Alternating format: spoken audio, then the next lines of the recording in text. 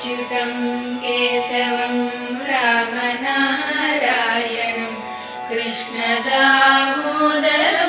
वासुदेवं हरिं श्रीधरं माधवं गोपिकावल्लभं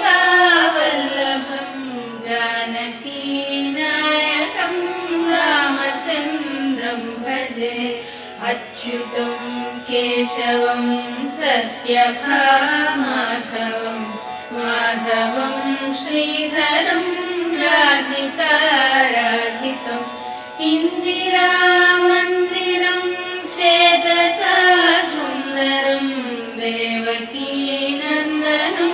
नन्दनं सन्दधे विष्णवे जिष्णवे शङ्खिने चक्रिणे रुक्मिणी रागिणे जानकी जानये वल्लवी वल्लभायार्चितायात्मने कंसविध्वंसिने वंशिने ते नमः।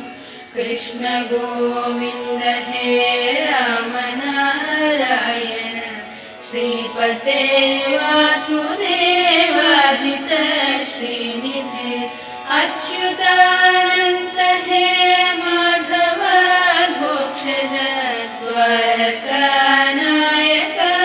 द्रौपदी रक्षक राक्षसक्षोभितः सीतया शोभितो दण्डकारण्यभूपुण्यता कारण लक्ष्मणेनान्वितो वानरैः सेवितो रस्य सम्पूजितो राघवः पातु मां धेनुकारिष्टकोनिष्टकृद्वेषिणां केशिहा कंसहृद्वंशिकावादकः पूतना गोपकः सूरजाखेलनो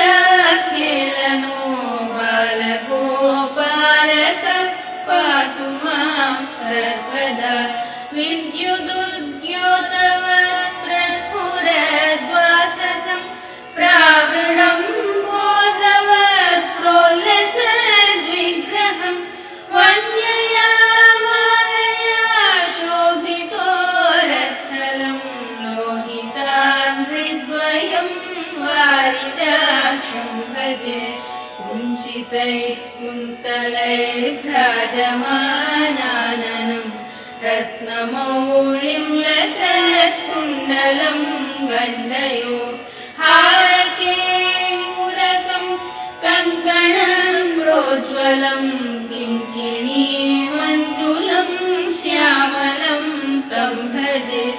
अच्युतस्याष्टकं यः पठेदिष्टदं प्रेमतः प्रत्यहं पूरुषसस्पृहं वृत्ततः सुन्दरं कर्तृविश्वम्भरस्तस्य वश्यो हरिर्जायते सत्वरम्। अच्युतं केशवं रामनारायणं कृष्णदामोदरं वासुदेवं हरिं श्रीधरं माधवं गोपिकावल्लभं जानकीनायकं रामचन्द्रं भजे। जानकीनायकं रामचन्द्रं भजे। जानकीनायकं रामचन्द्रं भजे।